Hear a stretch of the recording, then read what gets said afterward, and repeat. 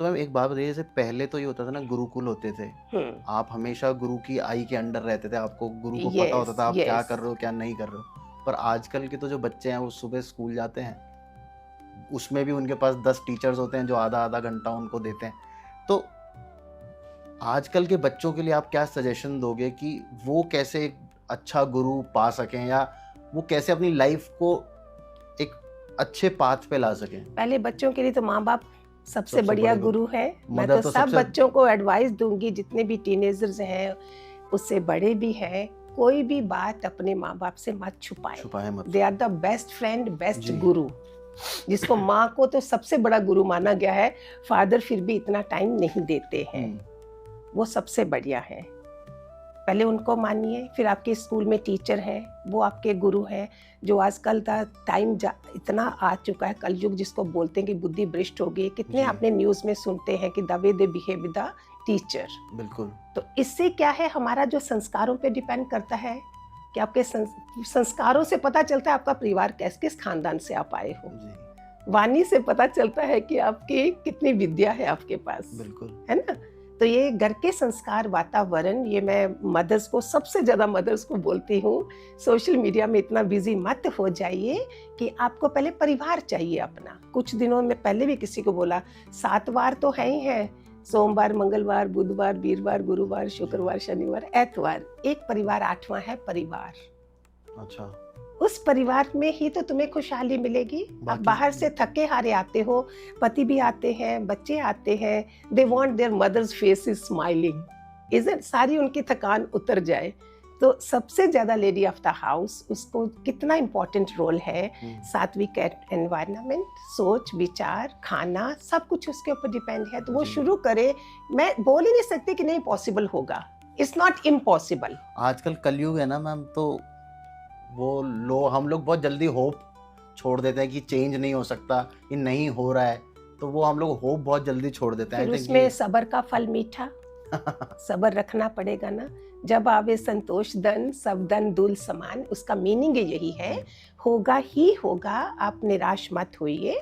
और ये तो करना ही पड़ेगा ना। फिर जी। सब्र नहीं करोगे तो क्या करोगे? बल्कि जैसे आप स्कूल का बता रहे थे कि कैसे बच्चे टीचर्स के साथ बदतमीजी करते हैं, मैं यस। आज सुबह इसका लाइव एग्जांपल देख के आया हूँ। मेरे बेटे का ऑनलाइन क्लास चल रहा था आज, तो कोई बच्चे पीछे से, वो टीचर पढ़ा रही है और वो लोग इतना लाउड म्यूजिक बजा रहे थे जूम पे, because you can not know कि कौन सा बच्चा चला रहा है। तो ये वो तो हो गया आजकल का कि हम लोग अपने बड़ों के, अपने गुरुओं की इतनी इज्जत नहीं कर रहे हैं, जो कि बहुत ही गलत है। लेकिन टीचर्स को भी मैं बोलती हूँ, इतना वैसा समझदार होना चाहिए। एक बहुत अच्छी एग्जाम्पल है टीचर की, स्कूल के टीचर की। एक दिन किसी बच्चे का जन्मदिन था, उसके मम्मी ने, किसने उनको सोने की रिंग दी। वो बच्चा स्कूल आके पहन के आया, अभी वो रिंग उसकी गुम गई। अभी टीचर जानना चाहता है कि किस बच्चे ने, ये समझना इस दृष्टांत को, जो भी सुन रहे हो ध्यान से, अगर सारे टीचर हैं तो वो भी ऐसा बने तो कितना अच्छा इम्पैक्ट बच्चे के ऊपर पड़ सकता है। जी।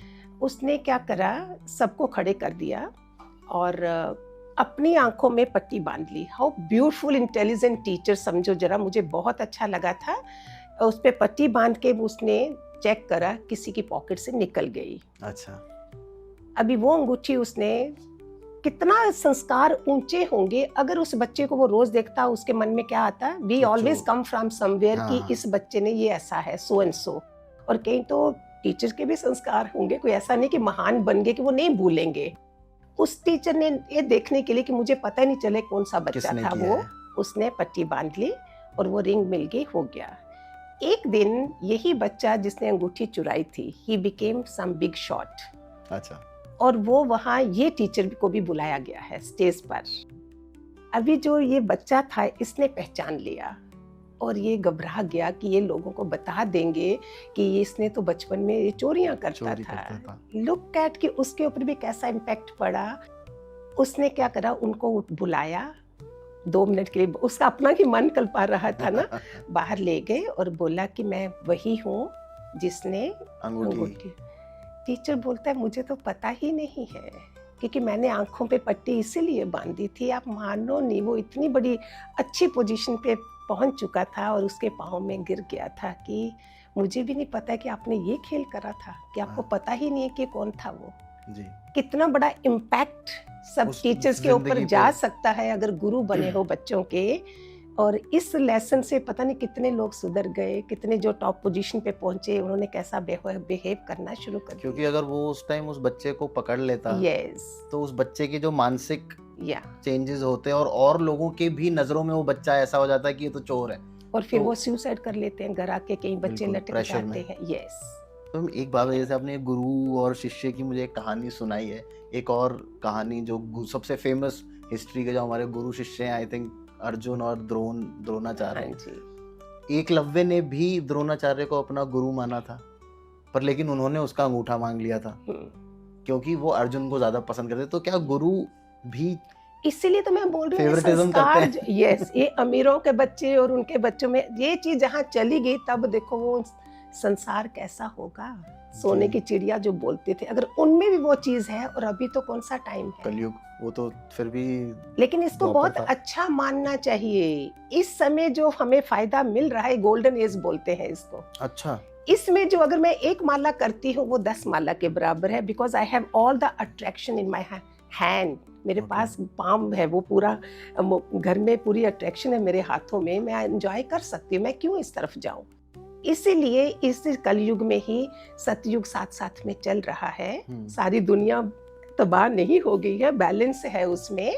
तो हमारी जो वाइब्रेशन है, इस गुरु पूर्णिमा को तो मैं चाहती हूँ कि इतनी वाइब्रेशन यूनिवर्स में जाए कि एक एक के अंदर ये शुरुआत हो जाए कि हमें अध्यात्म के रास्ते भी कोई मास्टर चाहिए, जिसके उसके मार्गदर्शन हमें अच्छा मिले और हम आगे बढ़े। तो मैम क्या गुरु सिर्फ स्पिरिचुअल, अगर हमें पाथ पे चलना है या हमें मोक्ष प्राप्त करनी है, उसी के लिए गुरु जरूरी है, या रोजाना की लाइफ में भी हमें टीचर्स चाहिए, या अलग अलग गुरु भी तो हो सकते हैं जिनसे हम कुछ भी सीखें, वो भी गुरु ही हैं हमारे अरे लिए? एक आप टेलरिंग सीखते हो, वो भी गुरु है। फैशन डिजाइनिंग के लिए गुरु चाहिए, डॉक्टर बनने के लिए गुरु चाहिए, हर चीज के लिए जाते हो ना पढ़ाई करने। तो इस चीज को लोग सोचते हैं हम बैठे बैठाए कर लेंगे। मैं तो इसकी बहुत फाइट करूं सबके साथ, अगर जो ऐसा बड़ा ग्रेट मानते हैं। तुम्हारी ईगो कहाँ क्लैश होगी? परीक्षा जरूरी है। आप मानते, सुना हुआ आप लोगों ने जो सुन रहे हो अभी, पार्वती ने इतनी तपस्या करी, उसके बाद शादी होगी शिव जी से। अभी शिव जी ने उसकी परीक्षा लेनी है। शिव जी ने पार्वती की, हम तो इस संसार में रह रहे हैं, उन्होंने क्या करा, एक छोटा बच्चा बने। ओके। और पानी में एक ग्रास आ गया, जो इसको क्या बोलते हैं, मगरमच्छ। अच्छा। उसने उसको पकड़ लिया। ये परीक्षा हो रही है, बाद में, मैं पहले ही बता दिया लेकिन बाद में बताती। कहने का मतलब शिव जी इमीडिएटली शादी करके, इतनी तपस्या उसने करी। अभी नेक्स्ट तपस्या उसकी क्या है, परीक्षा क्या है, कि इतना इसके अंदर आत्मीयता क्या है पार्वती में। पार्वती को और आगे जगत जननी है वो, उसके पहले कैसे परीक्षा ली उन्होंने।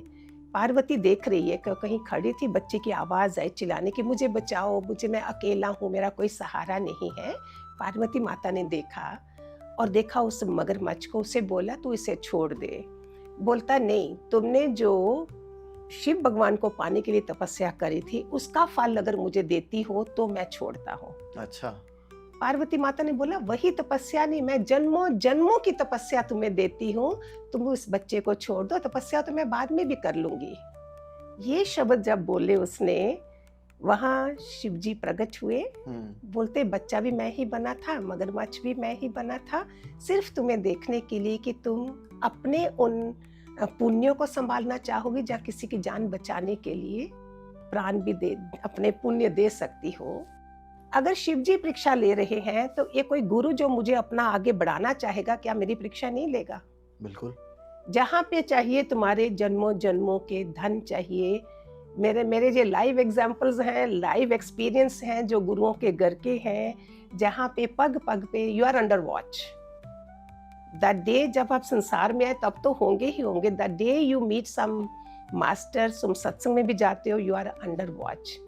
तभी मैं सबको बोलती हूँ, एक दिन में 1% तो जागो। बोलो 1% हमने उठना है। तुम जैसे जाते हो वैसे ही रहते हो, फिर करने क्या जाते हो, लेकिन उसका भी फल है। एक बुजुर्ग बैठते थे सत्संग में, वो बहरे थे। अच्छा। तो वो सबसे आगे बैठते थे। किसी ने देखा, उनको पता होगा, उन्होंने उस संत से बोला ये बुजुर्ग तो सुन भी नहीं पाते हैं। बोला अच्छा रोज आते भी हैं। फिर किस उन्होंने पूछा आपको सुनाई समझते तो नहीं हो तो फिर क्यों आते हो? बोलते मैंने सुना है अगर बुजुर्ग आते हैं तो उनके पीछे पोते दोते बच्चे अच्छा। उनको सत्संग जरूर मिल ही जाता है।